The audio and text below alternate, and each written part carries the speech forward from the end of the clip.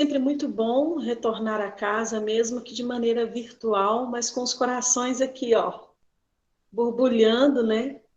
Porque a gente não consegue ver todo mundo, mas a gente consegue sentir. Aí, na hora que o Cadinho me convidou, fiquei super feliz, obrigada.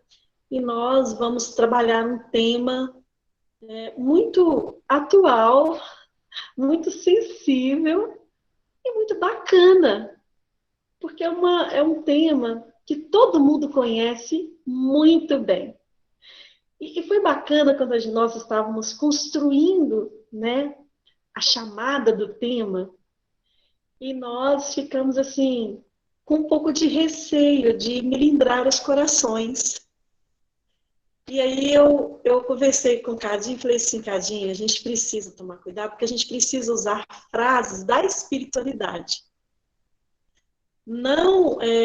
Não porque a gente não tenha condições de construir algo nosso, mas por ser algo tão sério, né, não que os outros temas não sejam, mas é algo tão sério que pode melindrar corações. E aí foi muito interessante que ele perguntou: você está com medo de usar alguma palavra, alguma frase, né? Eu falei: não, é porque a responsabilidade ela é co-dividida. Nós nunca estamos sozinhos, a espiritualidade sempre estará conosco. Então, quando a gente trata de um tema onde a gente vai falar sobre família, existe uma família em torno de nós no campo invisível. E, claro, quando a gente utiliza do recurso de André Luiz, Emmanuel e tantos outros nomes, como Teresa de Brito, né, Joana de Ângeles, e tantos outros que nos auxiliaram a montar, né, esse, esse trabalho, né, o irmão José, enfim, a gente fica muito mais seguro, né, para poder falar de algo sério, necessário e que vai, de alguma forma, entrar nos corações e nos lares de quem está nos assistindo agora e que vai nos assistir também depois. Então, vamos lá. Hoje, o tema, a proposta, né? Turbulências familiares. E aí vem um subtítulo, que é uma chamada de atenção de André Luiz, né? E essa chamada de atenção de André Luiz, ele fala, ele chama esse ambiente chamado lar, que é o encontro de almas, onde eles vai fazer ajuste, né? Eu até ia colocar isso. Falei, não, então vamos usar a frase e quem leu aí e quiser reescrevê-la, pode ficar à vontade, tá? Bom, usando uma palavra como turbulência, que é uma palavra muito utilizada na aviação, tá? Vamos entender o significado e por que nós usamos isso como tema, porque também é um tema do livro de Joana de Ângeles, tá? Psicografado por Divaldo. É um tema turbulência familiar, onde nós estudamos juntamente com outros capítulos. O que significa turbulência? Quem já entrou em aeronave e que já ficou muitas horas ou já passou por turbulência, sabe o que é essa sensação, né? Quem conhece um pouco da história do Chico sabe que ele passou por uma turbulência severa. Tem 3 tipos: a turbulência leve, moderada e severa. Ele passou por uma turbulência severa e foi uma situação bastante engraçada, até que ele contava isso com, um ar cômico, em que ele começou, o pessoal estava gritando muito, e ele também começou a gritar. E aí Emmanuel chega para ele, né? Quando ele começa a gritar e a chamar pela espiritualidade, Emmanuel chega e chama atenção. O que foi que está acontecendo? E aí ele vai e fala, eu vou morrer, eu vou morrer. E aí Emmanuel chama a atenção dele dizendo, então morra com educação. Para que essa gritaria? Ele vai, como que eu vou morrer com educação? Olha, se você não puder auxiliar, pelo menos, né, mediante tanto conhecimento que você tem, você não vai desorientar as pessoas, né? Dê exemplo, né? Mantenha-se, né? Olha, vamos ter um mínimo de educação, de decência para passar por essa, né, turbulência. Bom, vamos entender um pouquinho por que eu escolhi, de certa maneira, trabalhar isso. Turbulência nada mais é do que desordem e inquietação, ou seja, aquilo que falta tranquilidade. Qual de nós já não passou por alguma situação dessa, ou está passando, ou vai passar, né? A turbulência dentro da aeronave, naturalmente, são frequências de algumas áreas que normalmente são, assim, avisadas, inclusive pelo comandante, porque dá tempo de identificar a possibilidade de uma turbulência. Por quê, gente? Tem um radar meteorológico que identifica. Aí ele vai, olha, apertem os cintos. Nós vamos passar por uma área de turbulência. É interessante observar que quando o avião está passando por um céu claro, ele não identifica turbulência. Não dá tempo de avisar, porque está claro. Impressionante. Quando o céu está escuro e complexo, porque aí vai passar por um processo de ascendência e descendência de ar, né, onde joga o avião ora para cima, ora para baixo, e aí, como o nosso corpo não está preparado para passar por aquela mudança, né, rápida, né, de movimentação externa, então o nosso corpo, ele sente, e de uma maneira muito brusca, o nosso cérebro também não consegue trabalhar muito bem isso, e aí quem vai sofrer com isso, logicamente, vai ser a nossa região do equilíbrio. Muitas pessoas saem da aeronave por vários motivos, inclusive pela turbulência, às vezes tonta, com mal-estar, além da questão emocional bastante abalada. Vocês vão entender por que eu estou fazendo essa analogia para chegar em turbulência familiar. Uma das orientações de segurança que o comandante, que o piloto orienta coloque o cinto de segurança. Por que eu gosto de falar sobre isso? Primeiro que porque é minha área de trabalho, eu gosto de trabalhar, eu sou da área de segurança do trabalho, e sempre que eu vou dar alguma aula sobre a situação de segurança diante do pânico, é pensar o que eu posso fazer quando eu estou próximo de uma situação de pânico, no relacionamento, no ambiente de trabalho.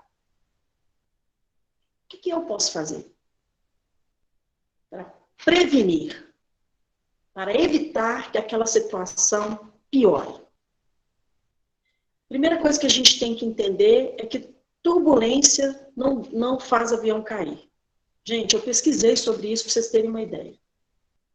Algumas pessoas têm a ideia de que turbulência faz avião cair. Isso é mito. Turbulência não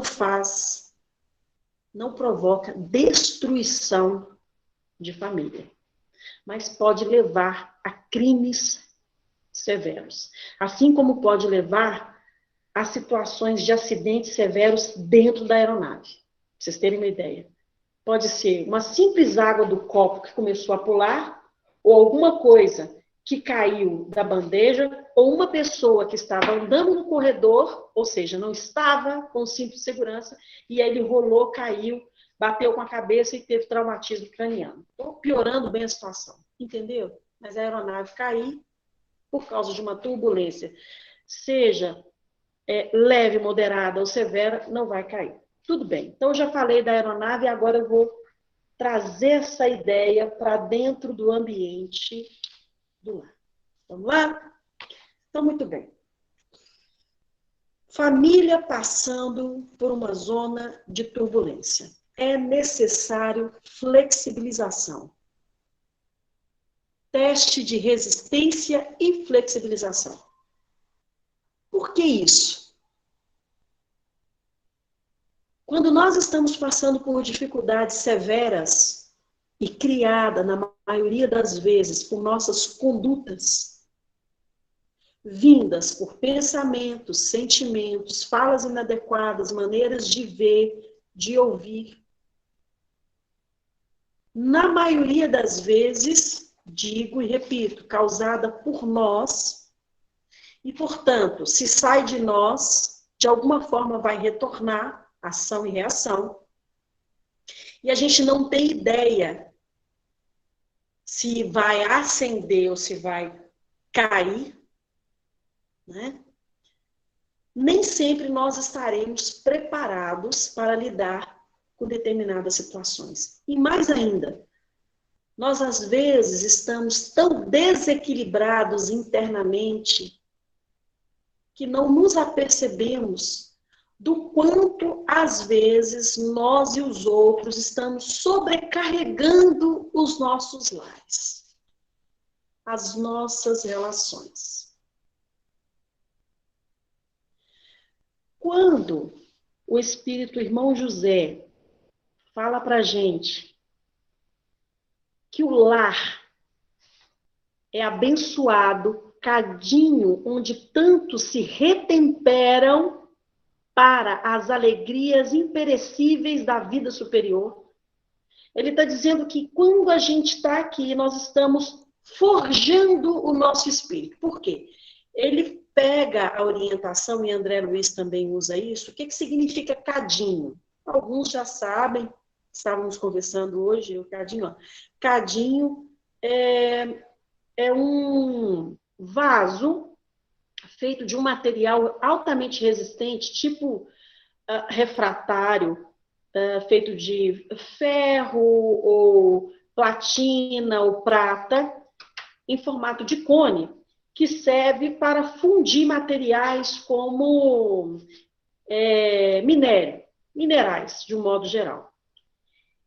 E ele precisa ser altamente resistente porque vai ser levado a altas temperaturas. Quando André Luiz, Emmanuel, Irmão José e tantos outros espíritos utilizam essa palavrinha cadinho, tá? Que inclusive está numa poesia e numa música chamada Paciência, de Tim e Vanessa, no CD Pétalas da Inspiração. No finalzinho a gente pode até passar em forma de poesia. Quando eles colocam, exemplificam o lar como cadinho, está dizendo o seguinte, que nós, para viver em sociedade, que é uma das leis morais, para viver em sociedade, o primeiro ambiente que nós precisamos viver de fato é em família. Porque é ali, naquele ambiente, que nós seremos forjados, que nós seremos moldados moralmente, espiritualmente, culturalmente, para depois nós conseguirmos atuar em sociedade, minimamente falando. Então, tudo o que acontece na sociedade é fruto ou reflexo daquilo que nós temos dentro dos nossos lares. Isso é óbvio. Para esclarecer ainda mais, nós vamos encontrar orientações de que vida em sociedade é fundamental, pois em contato com a parentela, nós vamos aprender a amar no clima de renúncia e sacrifício. E nós sabemos o quanto é complexo amar amigos traídos no passado. que se apresentam para nós hoje como filhos, como esposo, esposa, pais, mães, né? Primos, tia, tio, cunhado, avô, seja lá qual for essa criatura. Que quando a gente olha, inicialmente, causa-nos até um certo mal-estar. E a gente não entende. Dói o coração falar isso. Tem pessoas que nos causam estranheza na convivência, mesmo sem ter feito nada nessa encarnação. Nos causa aflição espiritual. Eu traí. E quando eu falo traição, eu não digo traição do ponto de vista puro e simples. Eu traí. Não. Eu machuquei essa pessoa de alguma forma. Eu desviei moralmente essa pessoa. Alguma coisa eu fiz para que, nessa encarnação, de maneira compulsória, eu pudesse vir para me ajustar, para ser forjado, moldado na convivência com ela, com sacrifício e renúncia do meu orgulho, da minha vaidade, do meu egoísmo, da melhor maneira possível, com todo o profundo esforço e pela educação do trabalho, porque só assim se evolui, na convivência com essa pessoa, seja ela qual for, para que eu mereça o perdão, para que eu mereça o toque de amor, uma palavra assertiva, a presença amorosa, o silêncio pelo encantamento, um olhar de amizade, um abraço maternal, um cuidado paternal. A importância que tem de nós, quando temos acesso ao Evangelho do Senhor Jesus, reconhecer que temos um material maravilhoso, onde devemos desenvolver um monte de virtudes em nosso favor, para a nossa ascensão espiritual e moral, e também em compromisso com o outro. Muito bem. Quando a gente pensa em família, a família é a escola de almas. É a escola de almas. Não tem outro conceito. Então, a família quando a gente encontra os primeiros sinais de desajustes, às vezes uma grosseria. Você vai falar com educação com a criatura, fala uma coisinha mínima, ou então você vai falar, você vai meio seca, a pessoa já devolve aquilo de uma forma, às vezes, agressiva. Se naquele momento você não colocar o cinto de segurança que eu chamo de oração, pensamento elevado, a tendência é você sofrer um acidente. Não tenha dúvida. Não tenha dúvida. Esses pequenos desajustes diários, uma fala sobressaltada, um olhar desalinhado, um humorzinho, um mau bom dia, a falta do obrigado, porque as pessoas acham que a gente não tem que agradecer dentro de casa, né? Se fosse um estranho que tivesse, por exemplo, fazendo algo por você em casa, eu sempre comento isso aqui em casa. Olha, se fosse um estranho que tivesse te pedindo um copo d'água, fulano, você daria? Sim. Seu irmão está pedindo, por que você não dá? Qual que é o problema?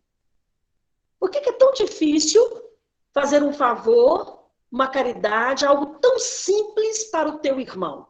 Se chegar alguém aqui e estiver conversando conosco à mesa e falar assim, você pode me arrumar um copo d'água? Claro, pois não, ora. E se é seu irmão que está ali no dia a dia, que te conhece, que convive, você não pode dar um copo d'água? A educação pelo trabalho. A educação do espírito pelo trabalho. Você educa a criatura, os seus caracteres, porque aí Kardec fala sobre isso.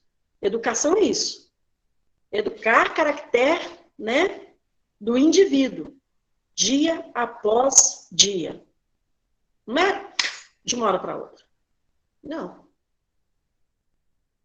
Nós temos um trabalho árduo para fazer conosco e com quem nós temos um compromisso no processo de educação. Né? Então, quantas vezes eu me peguei aqui em casa falando assim, olha, pode arrumar a cozinha comigo? Ah, não. Eu falei, peraí, mas eu fiz a comida para todos nós. Eu não fiz a comida só para mim. Por que não pode ajudar a arrumar a cozinha? Ah, mãe. Aí eu falo, ah, filho. Então, quando passa assim, eu falo, fulano, que foi? Eu falei, não, que foi não. Fala, oi, mamãezinha querida do meu coração. Fala assim que é muito melhor. E se vai fazer sem amor, com mau gosto, eu viro e falo assim, aqui, meu amor, meu querido, faz não. Sem amor eu não quero. Muito obrigada. Quando eu peço alguma coisa, eu falo, ah, mas agora eu tô fazendo. Eu falo assim, pode deixar, querido, pode deixar que eu já tô indo. Eu falo, não, eu vou fazer. Agora você não vai, não. Porque você teve a oportunidade de imediato fazer com mais profundo amor. E você não fez. Na próxima oportunidade, quando eu te chamar novamente, você faz com mais profundo amor. Aí dá 5 minutinhos, eu falo assim, aqui, fulano, você pode fazer? Claro, não. Eu falei, viu como é que aprende rápido? Aí solta aquele sorrisão. Percebem? Então, a gente não pode deixar os pequenos desajustes, com os pequenos galhos, crescer. Não pode. Senão eles vão endurecer. E aí, não vai dar tempo, você não vai conseguir flexibilizar. Por isso que o avião não cai em turbulência, porque a asa, ela tem um processo de flexibilização. Ela foi feita para isso. Entenderam? Então, a família não é apenas aquele grupo biológico, né? É uma reunião de espíritos e com profunda experiência de vida. Não são vazios, não são caixas vazias. Vieram com bagagens, convivências, com experiências, marcados com sofrimentos do passado, e que em algum momento vai aparecer isso e vai precisar ser tratado. Né? Então, faz-se necessário que estejamos mais afinados na observação. Observa, escuta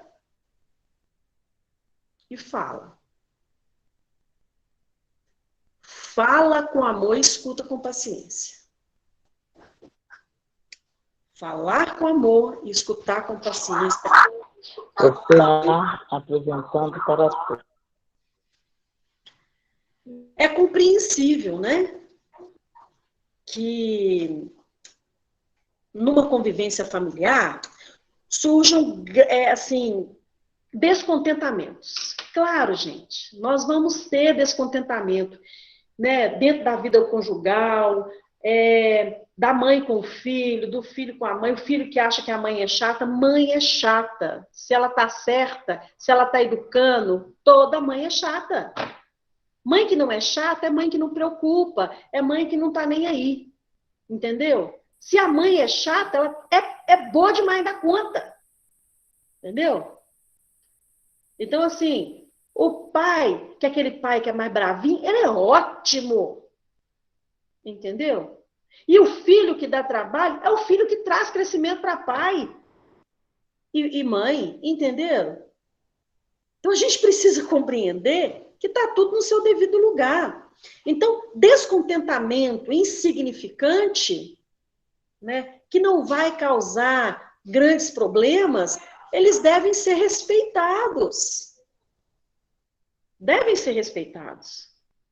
Nós vamos encontrar situações em que um não quer conversar, em que o outro quer chorar, em que o outro quer se isolar, né? O outro quer gritar, ou o outro quer sair. Encontrar equilíbrio entre a fala e o silêncio, no momento em que você está enfrentando as dificuldades e a turbulência, que é na hora que você coloca o cinto de segurança, faz a prece, encontra o equilíbrio entre o silêncio e a fala, é fundamental.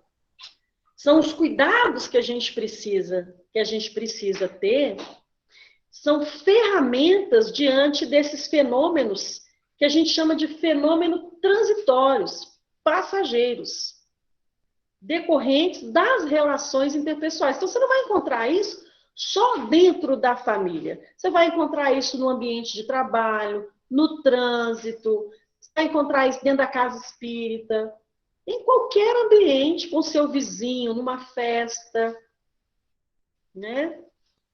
Agora, esse equilíbrio entre a fala, entre o silêncio, entre a prece, entre o sorriso, entre, né, não querer se deixar levar pelaquela piadinha de mau gosto, entre se posicionar, ter uma fala assertiva e dizer, olha, não gostei do que você falou, ao invés de simplesmente gritar, brigar, falar, olha, eu quero conversar com você. Não gostei disso, não estou satisfeito. Antes que piore a nossa relação, eu quero me posicionar. Fiquei chateado, fiquei triste, fiquei chateada. Não estou a fim de conversar com você agora, senão eu vou te agredir. Por quê? Pequenos desajustes, né? Fenômenos pequenos, se não forem tratados, vão virar situações grandes, de leve e moderada para severos. Delitos pequenos para crimes hediondos, né? Então, nós vamos encontrar situações dentro das relações, por exemplo, conjugais. Às vezes, o esposo não está satisfeito, né, com a sua esposa, do ponto de vista afetivo, sexual, ou vice-versa. Ambos, né, se encontram assim. Às vezes, eles não dão conta de dialogar, falar sobre o assunto. Por algum motivo cultural de um ou do outro, ou é vergonha, ou alguma dificuldade no campo biológico, seja o que for. A pessoa não consegue resolver. Às vezes ela vai guardar aquilo e em algum momento isso vai explodir. E não vai ser com o seu cônjuge, às vezes vai ser com o filho. Um tom de agressividade, às vezes vai bater, vai gritar, ou então vai levar isso para o ambiente de trabalho, ou vai chegar em casa silencioso, ou às vezes vai ser com a esposa mesmo, vai falar mal dela ali na hora, vai agredi-la, vai falar mal da comida, às vezes nem é aquela situação, vai encontrar algum motivo para agredir aquela pessoa na fala, ou ignorar, porque não está dando conta de falar sobre um problema real, específico, que está incomodando. Percebem? Quantas mulheres, às vezes, quantas mães agridem os filhos porque está se sentindo insegura com o esposo? É um absurdo falar isso, mas é mais comum do que a gente imagina. Quantos pais chegam em casa com problemas trazidos do trabalho e descontam, né, nos seus familiares?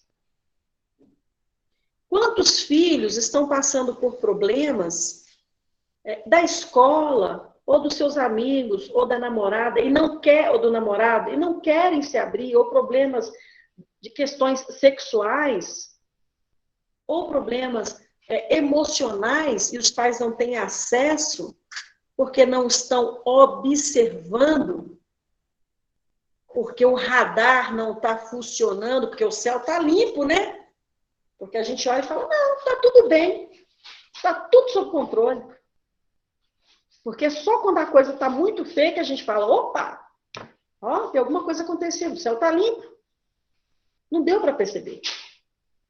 O radar não está funcionando.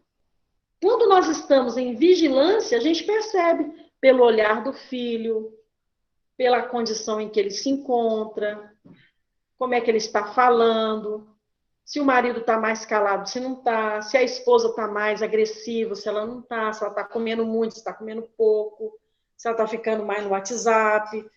Aí a gente começa a chamar a criatura para a realidade. Porque são pequenas coisas que vão ficando grandes.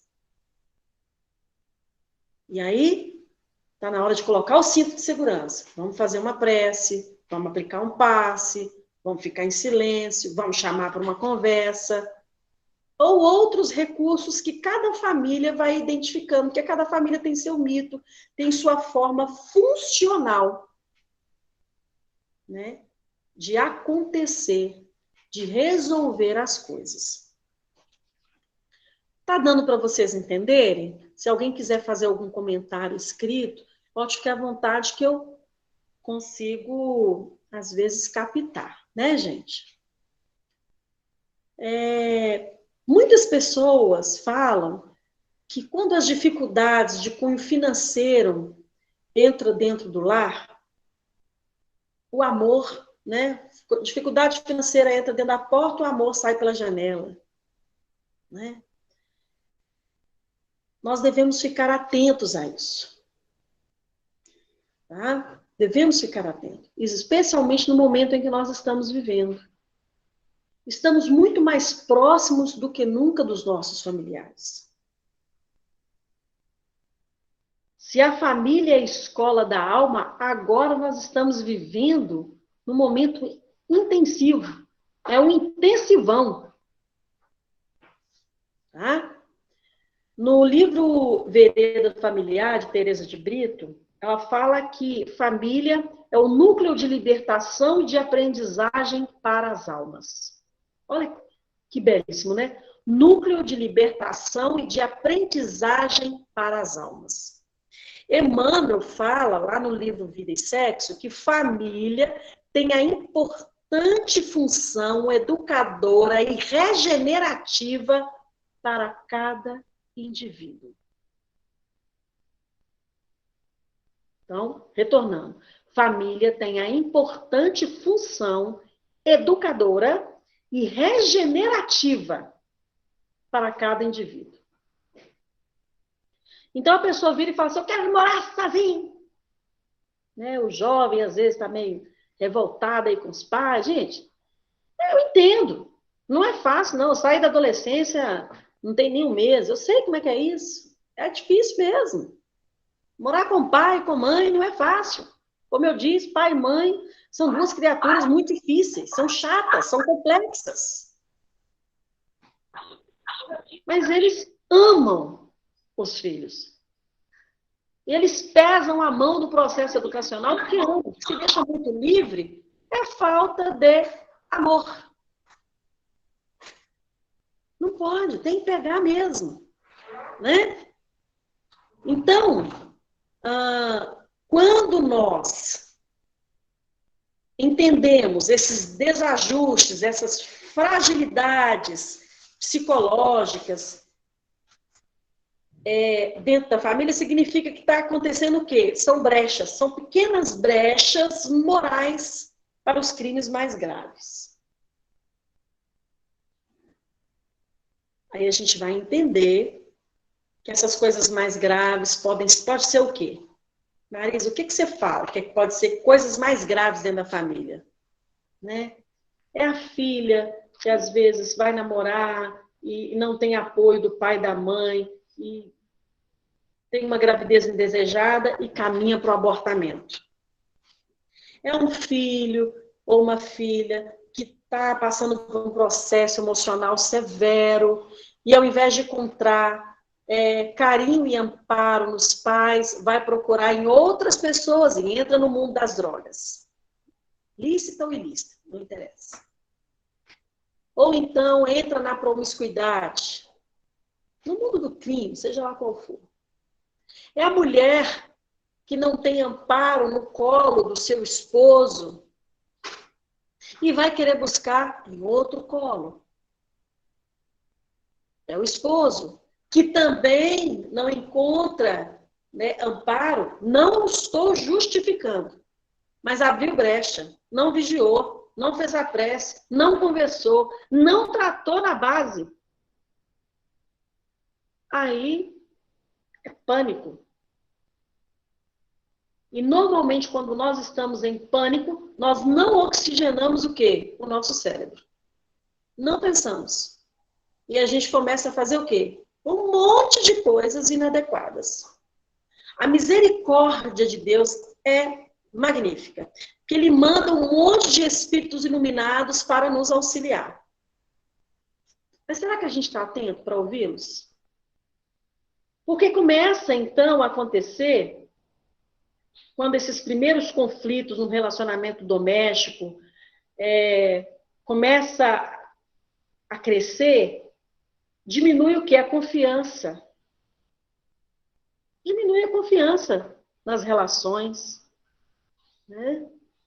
Começa a suspeita, começa a acontecer desamparo, começa a acontecer, né, o distanciamento emocional e físico, as conversas param, a pessoa já não suporta nem ouvir a voz do outro. Isso é muito complexo.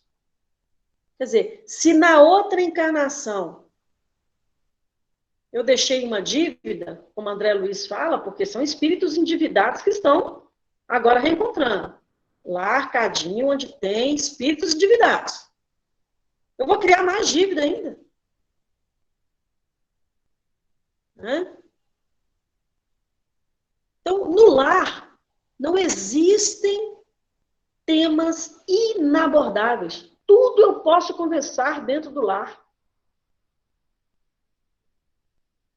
Basta ter consenso, bom senso, educação. Repito, amor no falar e paciência no escutar. A maioria das vezes a gente atropela as pessoas. Cada um quer ter mais razão que o outro.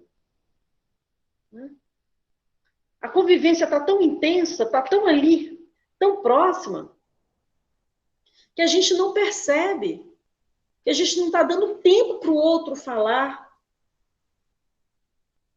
A gente corta a fala, a gente não consegue expressar direito porque acha que o outro tem obrigação de adivinhar o que a gente está pensando. Esclareça. Fale de uma maneira melhor. Eu falo isso por mim, porque eu sou uma criatura extremamente desesperada para falar, gente. Quem me conhece sabe disso. Eu sou uma pessoa... Eu estou aqui fazendo o estudo, já estou pensando em outra coisa. Se não é espiritualidade para poder me dar uma segurada, eu mesmo me atropelo. Loucura. Eu sou uma perua até para dar palestra. Então, quantas vezes eu me vejo em situação que eu pego coisa lá de 1995 e trago... Eu não sei se as meninas que estão ouvindo aí são assim também. Mas tem hora que eu pego umas coisas que eu falo assim, aí o Haroldo fica assim, meu Deus do céu, como é que você está lembrando de um negócio desse? Eu não lembro nem o que eu comi hoje de manhã. É uma característica emocional das mulheres. Né? Eu venho me racionalizando. Eu estou percebendo que eu estou mudando. Eu estou evoluindo. Mas eu sei que eu ainda preciso evoluir muito mais. Então, é fundamental que a família consiga debater assuntos com muita franqueza, com liberdade, mas também apresentando limites, sabe? Porque senão ganha uma coisa assim, Ao invés de liberdade, ganha-se libertinagem. Tomar cuidado, né? Especialmente quando tiver naquela fase de infanto-juvenil, as expressões que usa, sem ser muito falso moralista, mas dá importância para a fala dos jovens, né? Eu demorei muito a entender isso, né? Aqui em casa tem negócio, não, tô de pá. Qual que é a outra? Tá de pá, dar um tempo é o quê? Segura aí, não. Marca aí. Demorei a entender que marca aí a espera. Então, a gente vai se adequando à fala, embora eles saibam que espere aí, por favor. Mas é muito formal para eles. Eu tive a minha adolescência, que eu falava, vem aí, bicho, qual é? Né? Então, a onda da juventude, qual que é o problema dos pais tentarem compreender? Eu estou nessa vibe. Embora eu tenha dificuldade também. Mas eu estou tentando. Né? E eu peço que eles também me compreendam. Né? Tem hora que, às vezes, eles ficam assim, ô, velho. Aí eu falo assim, e aí, novinho? Aí eles brincam, né? Não, velho não. Pô, fala mãe, né? Sou nova ainda, eu brinco. Para poder tentar educá-los, para não falar isso com os outros, porque o outro pode ser que não compreenda. Depois volta. Hã? Já voltou agora, no meio, meu amigo. Quer ver? Nossa, volta. Então, alguém quer fazer uma Aí eu vou falar. Então, às vezes, a gente se vê em situação, às vezes, desconcertantes, né? Especialmente os mais idosos, né? Ficam muito desconcertados mediante algumas falas ou comportamentos, jeito de se vestir. Isso tudo causa, às vezes, pequenas situações desajustadas e que viram turbulências sem necessidade. Tem hora que é necessário a gente chegar e falar assim, que essa forma de você se vestir não é o ideal para este momento, para essa situação. Olha, essa fala não é a mais adequada. Ou esta música, vamos avaliar essa letra? Conversar abertamente. Percebem? Quantas vezes a gente quer ser muito bom lá fora e não consegue ser bom aqui dentro? Aí Emmanuel vai e conversa com a gente. Né? Eu falo que titio Emmanuel conversa com a gente. Ele vira e fala assim, olha, em família, aprendam primeiro a exercer piedade para com a sua própria família e a recompensar seus pais, porque isso é bom e agradável diante de Deus. Aí, isso está lá em Paulo, primeira carta a Timóteo. Emmanuel pega e fala, a luta em família é problema fundamental. De fato, gente, viver em família é um problemaço. Por isso que a maioria das pessoas quer viver com os amigos, quer viver na escola, quer viver no trabalho. Fuga, fuga, fuga. E agora com esse negócio da pandemia, viver em família está sendo obrigado. Honrar pai e mãe. Isso aí, Cris. Aí a luta em família é problema fundamental da redenção do homem na terra. Gente, da redenção do homem na terra.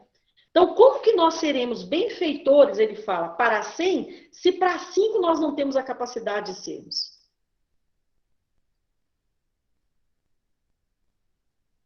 Então, qual que é o problema de eu fazer comida para todo mundo, ou arrumar a cama do meu irmão, ou ir lá arrumar a cozinha, sabe? Ou arrumar o quarto do meu irmão. Hoje eu vou fazer um agrado.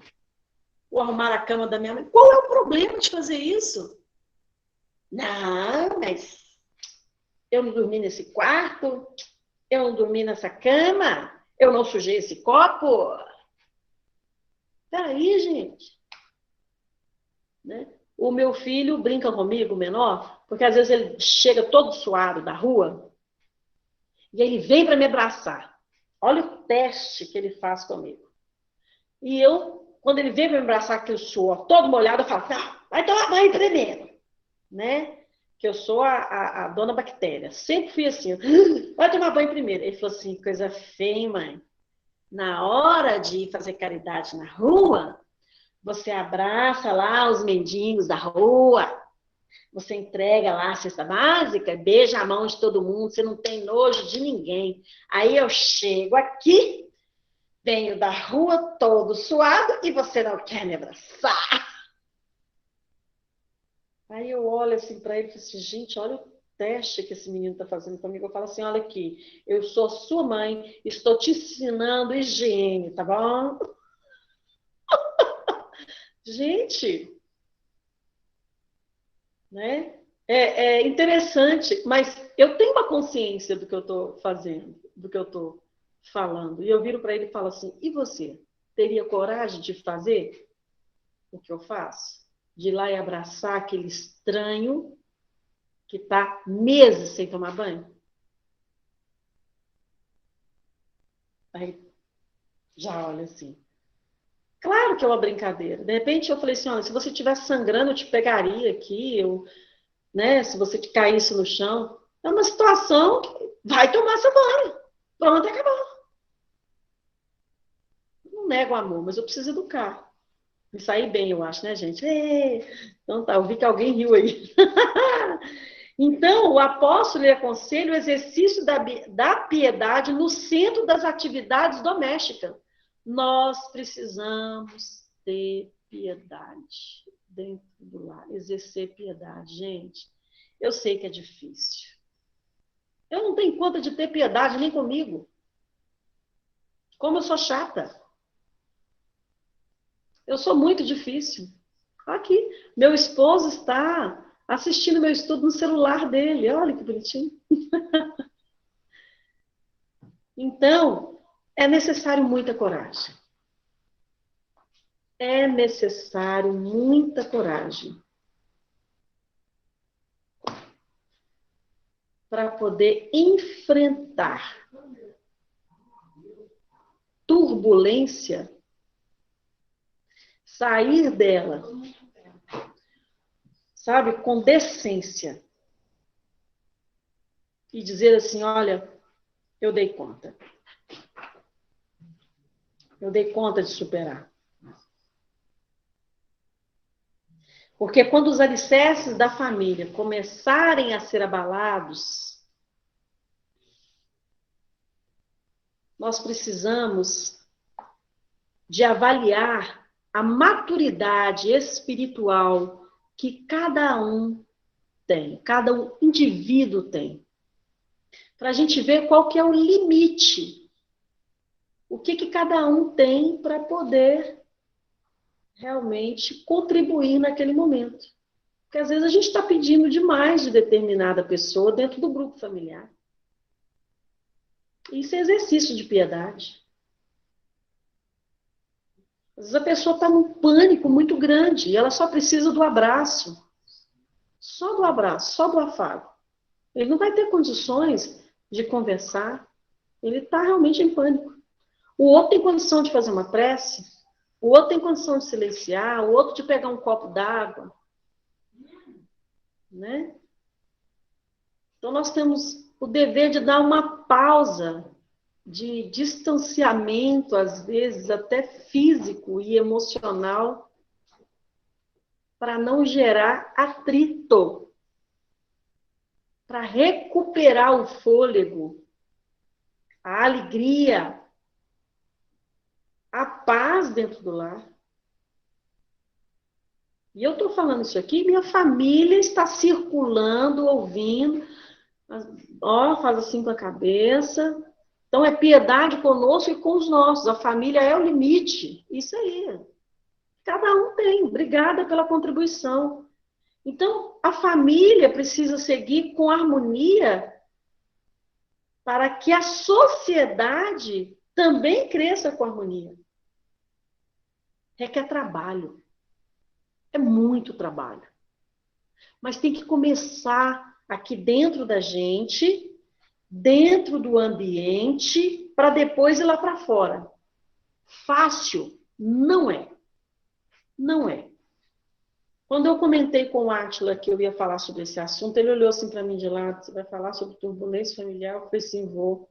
Embora eu não tenha experiência de soluções diante das turbulências familiares, eu tenho experiência de vivência, assim como todos vocês que estão aí participando.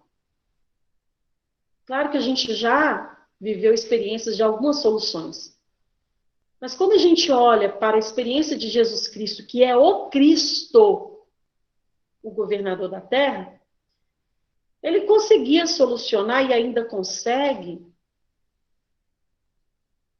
pura e simplesmente porque ele é o modelo ideal da paciência, da serenidade, do amor, da compaixão, da abnegação, do amparo, da assertividade na fala, do silêncio quando necessário. Ele domina todas essas virtudes. Nós não, estamos rastejando, mas é assim, muito dentro desse processo. Então, no momento em que nós estivermos, de fato, em condição de colocarmos a nossa família, o nosso lar, efetivamente, num patamar em que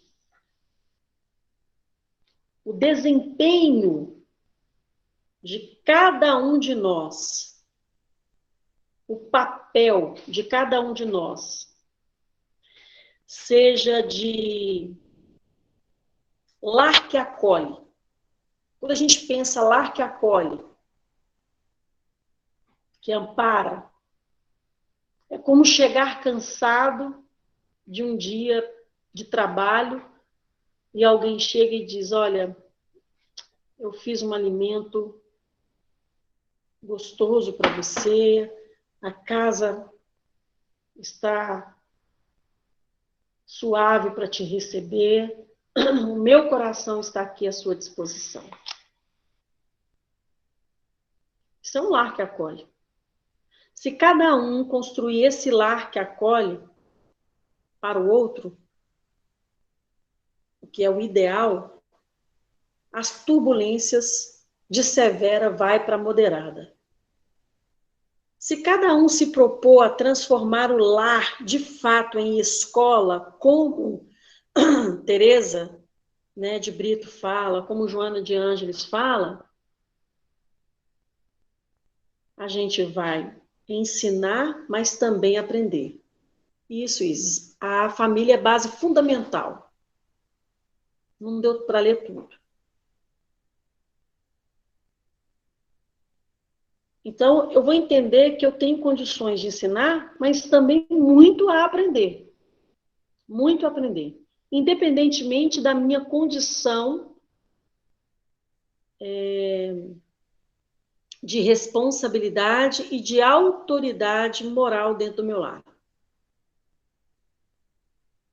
Eu ensino e aprendo. Sempre, o tempo todo. Não tem esse orgulho bobo de achar que só o pai e a mãe ensinam, não. Os filhos também nos ensinam muito. Eles trazem bagagem, de outras vivências, que muito nos inspira, nos auxilia e nos ensina. Quando nós desenvolvermos dentro da família, individualmente, coletivamente, a oficina, um ambiente de trabalho, onde cada um vai forjando o seu espírito, de maneira a servir o outro, sem reclame. Porque oficina é isso, é trabalho. Sabe? Sem precisar receber nada em troca, vai ficar muito fácil. As turbulências vão sair de severa para leve. Não, de moderada para leve. E mais ainda, quando cada coração, quando cada indivíduo envolvido neste lar transformar a sua atitude para com o outro, né, amparando de forma medicinal, porque o lar precisa ser hospital para as almas. Porque todos nós nos encontramos adoecidos, espiritual ou moralmente falando. Por isso que a gente está encarnado. Por isso que a gente está encarnado. Então, se a gente acolhe esse irmão, essa irmã, esse pai, essa mãe, esse filho, seja lá quem for, de maneira a entender que ele está adoecido, e eu sou uma cuidadora, eu faço desse ambiente um hospital, um ponto de luz que auxilia. E se esse lar for um santuário, onde a oração, a vigilância se faz presente, então a turbulência de leve, ela nem vai acontecer. E se acontecer, mesmo no céu claro, nós vamos identificar. E a gente vai conseguir tratar. Porque a gente vai se recuperar, aprimorando o caráter e fortalecendo energias para cometimentos, às vezes, mais difíceis no futuro. Sabendo que ninguém, absolutamente ninguém, vive sozinho, e que o Senhor Jesus e que o Senhor Deus nos colocou juntos nesse cadinho de amor, justamente onde a paciência é oração. A paciência nos sustenta nas experiências dia a dia de quem está com o Senhor na mente e no coração.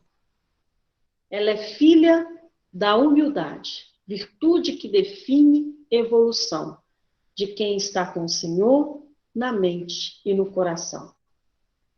A esperança é garantia de nosso sucesso espiritual, de quem está com o Senhor na mente e no coração. Para finalizar, largadinho de amor, onde a paciência é oração, de quem está com o Senhor na mente e no coração, de quem está com o Senhor na mente e no coração. Obrigada, gente, muita paz, muita alegria. Que o Senhor Jesus nos fortaleça e nos auxilie sempre na busca infinita da felicidade, porque é isso que Ele quer. Profunda gratidão à presença de todos vocês. Eu que agradeço, viu, Thaís, a cada coração que está aí nos assistindo, participando, vibrando. E tenhamos mais paciência. Vamos colocar o cinto de segurança da fé, da oração. E pensar o seguinte: se alguém está nos causando alguma dificuldade dentro do lar, você também está causando dificuldade para alguém, não tenha dúvida. Então, essa turbulência é da família. Então, é de indivíduo para indivíduo, do indivíduo para o coletivo. Que Deus abençoe todas as famílias, sim, Shirley. Estamos precisando, especialmente neste momento. Muito obrigada. Passo a palavra para você, Cadinho. E que Deus nos abençoe a todos.